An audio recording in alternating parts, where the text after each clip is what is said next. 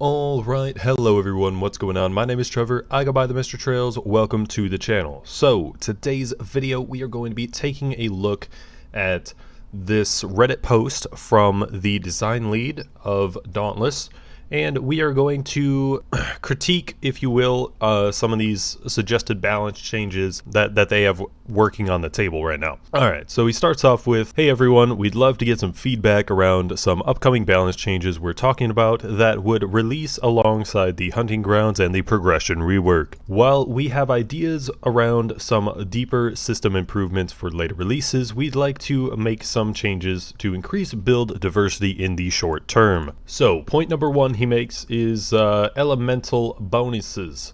We'd like weapon and armor elemental bonuses to have a significantly bigger impact on your overall damage output and resistance. Right now, most endgame builds don't prioritize picking gear based on element, and we want to make this a more viable choice. Our damage system will work a bit differently after the progression rework, so it's hard to talk about numbers without context, but we're looking at possibly doubling the effectiveness of elemental bonuses. So in order to properly analyze what should be done with elemental bonuses, you have to kind of break it up into weapon and armors specifically. So in terms of weapon elemental bonuses, for trial runs, it's actually very important in certain trials that you have that elemental bonus on you, and in other trials it's not as important. For weapons, what has historically been a little bit more important is the weapon's unique effect rather than the element. So basically what you're looking at in terms of elemental weapon variety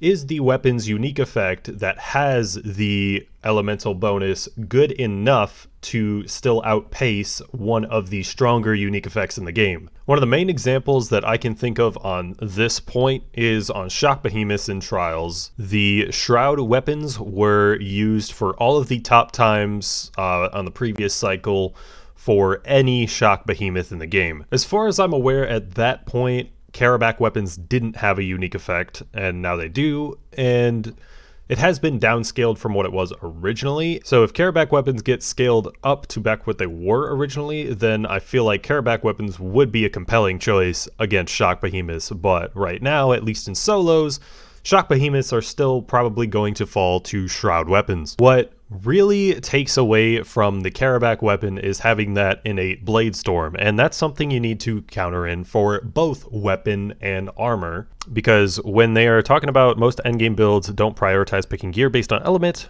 and we want to make this a more viable choice. For armor, at least, no matter what they do pretty much, endgame, especially trial runs, are not going to care about armor resistance at all unless it is for use with a shroud weapon, so they take just the right amount of damage. Because no matter what, when you look at a top trial time, it's going to be as flawless as it wants to be, right? So if it's with a shroud weapon, you're going to take one hit of damage, and if you don't want to use a shroud weapon, then you're pretty much going to go full flawless unless you just want that speed boost from your blitz tonic. Now, elemental resistance is going to be a little bit more important to not super endgame players who can go out and flawless any behemoth they want to, and keeping them alive through several hits instead of getting two-shot by pretty much everything. So yeah, basically if Phoenix Labs is thinking of increasing weapon and armor elemental bonuses in terms of endgame builds, the armor elemental bonus still is not going to matter at all, pretty much. But that weapon elemental bonus is already somewhat important. When it comes to trials, it's just about balancing out the unique effects to actually make the using the weapon of a certain element more important, because as it stands right now, we have a set number of unique effects that are actually useful to a player. For Frost, we have Pangar unique effect. For Blaze, we have Hellion unique effect. For Umbral is pretty much the only situation where both are very viable. Riftstalker can get you a very solid time, but usually Shroud does get you a better time if you find a good way to take enough damage early on in the fight. And then Radiant, we have Rezakiri at half-life builds and Valomir at full-life builds. And then for shock weapons, Drask or Stormclaw, it depends on the weapon. Those two are actually pretty interchangeable. But then the Terra weapons, you aren't really going to be building tenacious setups for Skarn weapons. So Karabak is the low-life Terra weapon of choice. But after that first initial burst of damage from Karabak weapons, you're not gaining any benefit out of the unique effect, which is why Terra weapons aren't very useful in the meta. Because the same issue exists on the Koshai weapons. The only Terra weapon that has sustained damage through the unique effect is the Skarn weapon, and that isn't very useful at the moment, at least.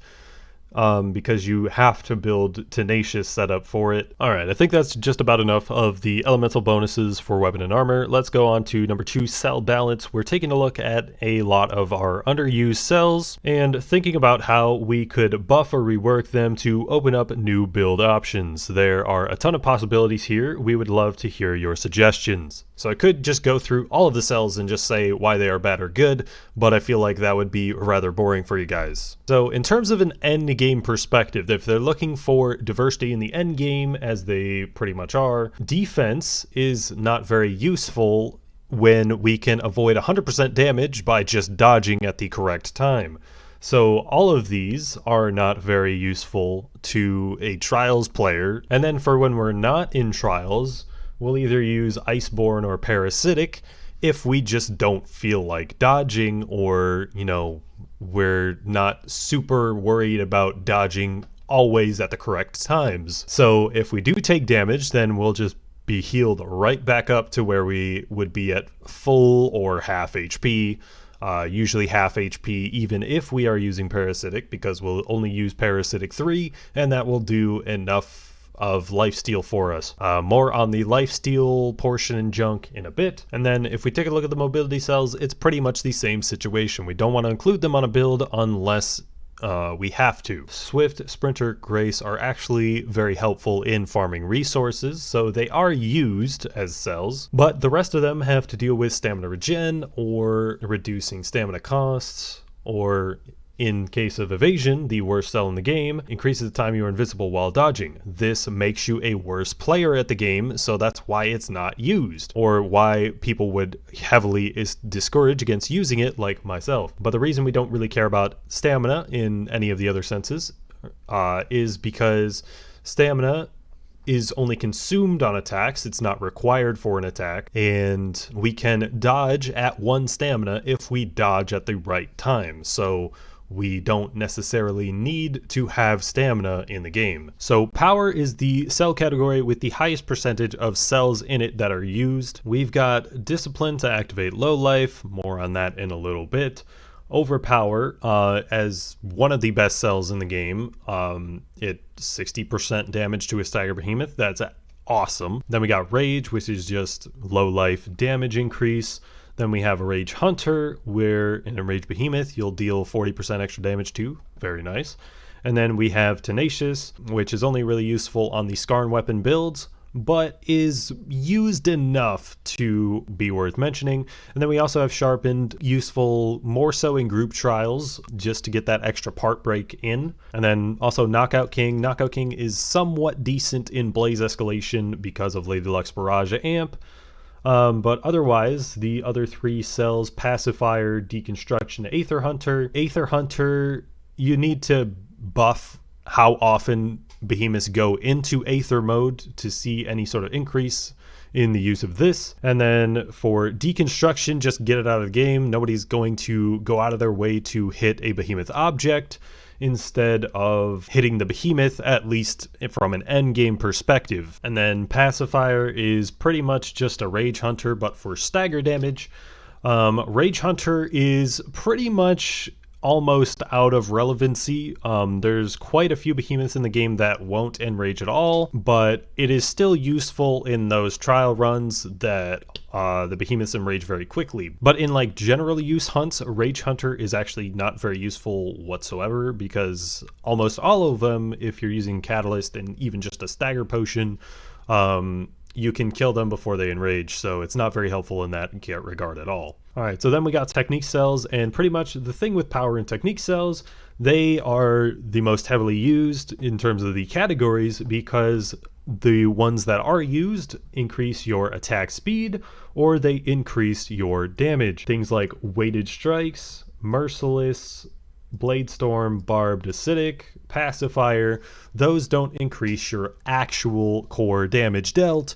So those are the ones that aren't very used. You could make them more useful by just buffing how much of that damage type they deal, but again, they still wouldn't be all that useful except for like the part damage and the wound damage ones for war pikes and savagery squads, and then the part damage for just generally part breaking in trials to get extra seconds off. And then for utility cells, you know, pretty much the main utility cell now is Catalyst because of obvious reasons. In terms of endgame, Catalyst is by far the best utility cells. I did a DPS comparison of the DPS increasing utility cells. Catalyst came out on top by a large margin. Conduit is still somewhat useful because it affects the entire team. You know, a lot of these other utility cells that aren't used are regarding healing, and healing is not very good when you can avoid all damage dealt. So basically the main takeaway here in terms of cell balance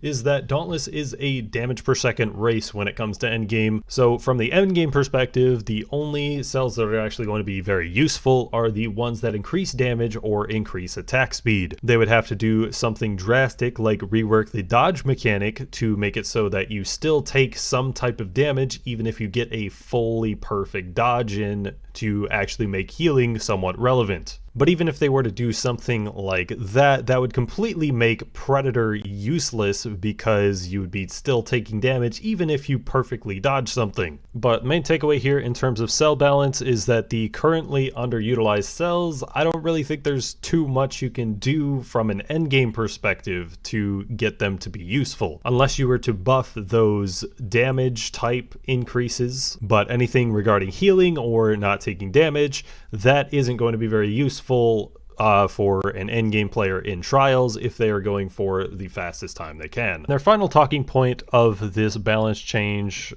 thing is the low health builds. Is it time to tune down the low health builds? The combination of Discipline, Rage, Wild Frenzy, Iceborne is fun, but we feel like the risk reward balance isn't in a great spot. Getting significant damage bonuses is fine for having low survivability risky build, but Iceborne's damage reduction and strong lifesteal negate a lot of this risk.